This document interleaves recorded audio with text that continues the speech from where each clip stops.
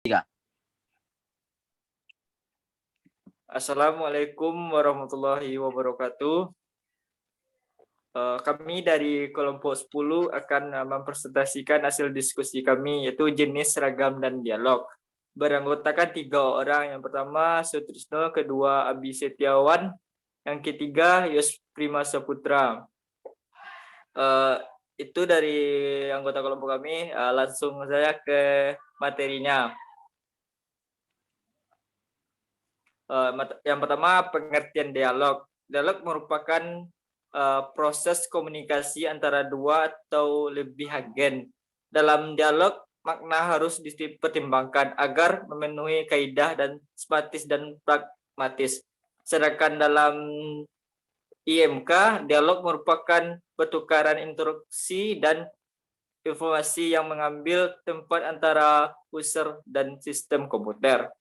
Jadi ragam dialog bisa diartikan sebagai proses pertukaran komunikasi antara satu dengan lebih dalam pengambilan kaidah informasi dalam user dan sistem komputer.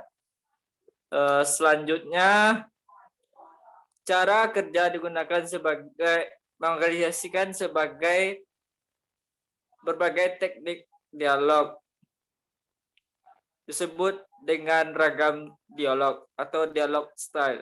Beberapa teknik dialog interaktif yang digunakan terjadi komunikasi antara manusia dengan komputer. Pada saat ini bervariasi dimulai dari yang sederhana sampai yang cukup canggih. Beberapa di antaranya adalah sistem menu, dialog berbasis pengisian borang, kursor yang bergerak, pelacakan simbol yang dapat diprogramkan, ikon, jendela, dan pengulungan teks. Selanjutnya, diagram dialog interaksi. Secara umum, ragam dialog interaksi dapat dikelompokkan menjadi 9 kategori. Dialog berbasis perintah tunggal merupakan dialog menggunakan perintah atau bahan program atau fungsi dengan sedikit kata. Keuntungan digunakan dialog berbasis tunggal yaitu cepat, efisien, ringkas. Kerugiannya memerlukan pelatihan, membutuhkan penggunaan sintak dan teratur, membutuhkan bahan ingat yang tinggi. Jelek dalam menangani kesalahan. Faktor untuk meminimalkan beban ingat dan kesalahan pengingatan dalam berbasis perintah tunggal. Pilihan kata kunci yang mudah diingat, gunakan format perintah yang konsisten. Selanjutnya, dialog berbasis bahasa pemrograman, yaitu ragam dialog yang memungkinkan pengguna untuk mengemas sejumlah perintah ke dalam satu bentuk berkas yang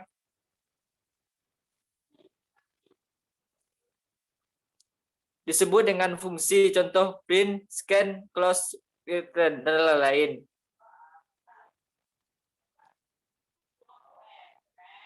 Antarmuka berbasis bahasa alami atau natural,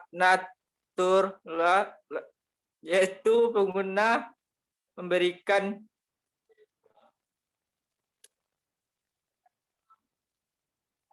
instruksi dengan kalimat-kalimat yang lebih manusiawi.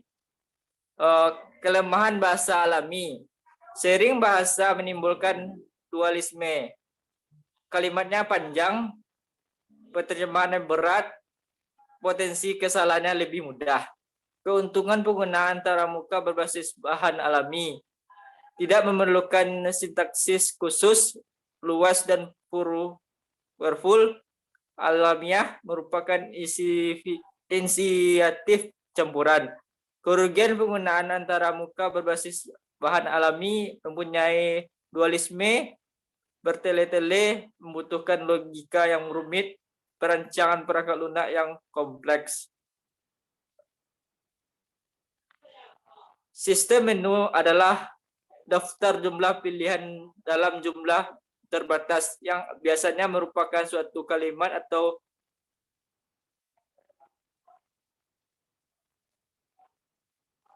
kumpulan beberapa kata. Sistem menu terdapat menjadi dua, sistem menu datar dan sistem menu tarik.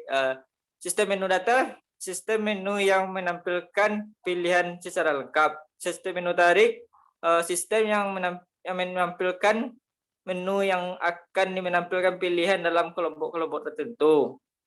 Dialog berbasis pengisian borang, antara muka berbasis ikon, sistem penjelaan, manipulasi langsung antara muka berbasis interaksi grafis.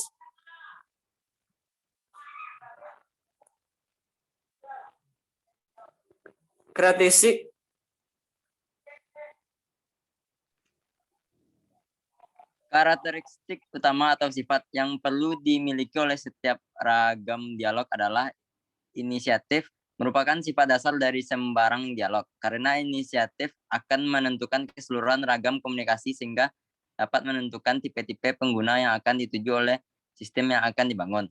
Dua jenis inisiatif yang paling sering digunakan adalah inisiatif oleh komputer dan pengguna.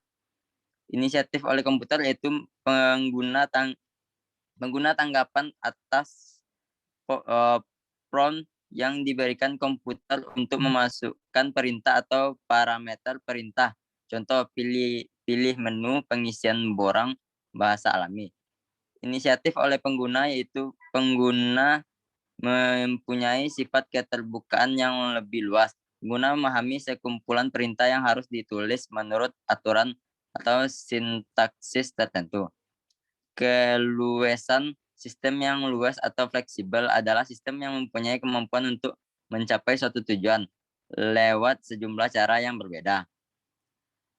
Kompleksitas yaitu antarmuka diharuskan juga mempunyai kompleksitas yang tinggi. Dengan demikian perlu pengelompokan dalam menerapkan model yang diinginkan pengguna ke dalam sistem dapat diperoleh dengan menggunakan hierarki perintah atau ortogonalitas atau keduanya.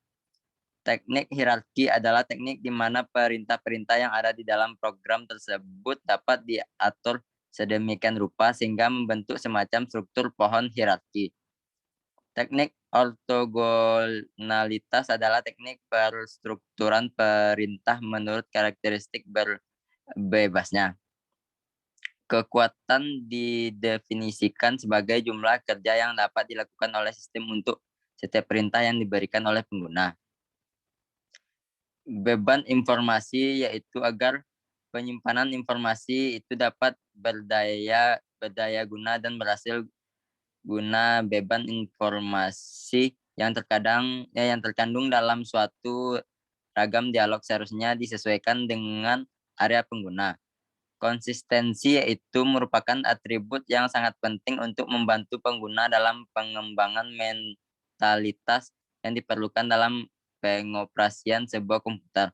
Perintah-perintah harus mempunyai sintaksis yang terstandarisasi dan urutan parameter harus mempunyai tata letak yang konsisten pula. Format pasukan data harus kompatibel dan konsisten dengan format tampilan data. Umpan balik, timbal balik antar pengguna akan apa yang ia kerjakan saat itu dengan komputer. Komputer dapat memberikan informasi ketika proses. Contoh, ketika mengcopy harus ada indikasi atau progres sehingga pengguna tahu proses yang berjalan dan tidak harus menunggu. Observabilitas yaitu sistem yang dikatakan mempunyai sifat observabilitas apabila sistem itu berfungsi secara benar. Jika ada kesalahan, maka komputer akan memberikan peringatan. Kontrolabilitas yaitu merupakan kebalikan dari observabilitas dan hal ini berimplikasi bahwa sistem selalu berada di bawah kontrol pengguna.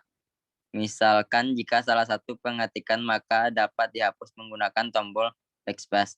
Efisiensi yaitu dalam sistem komputer yang melibatkan unjuk kerja manusia dan komputer secara bersama-sama, pengguna yang menentukan pilihan, komputer akan menampilkan atau memproses.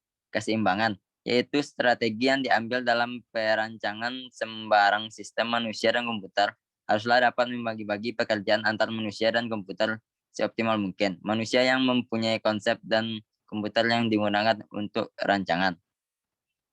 Baiklah, itu yang dapat kami sampaikan dari kelompok 9. Saya tutup dengan Assalamualaikum warahmatullahi wabarakatuh.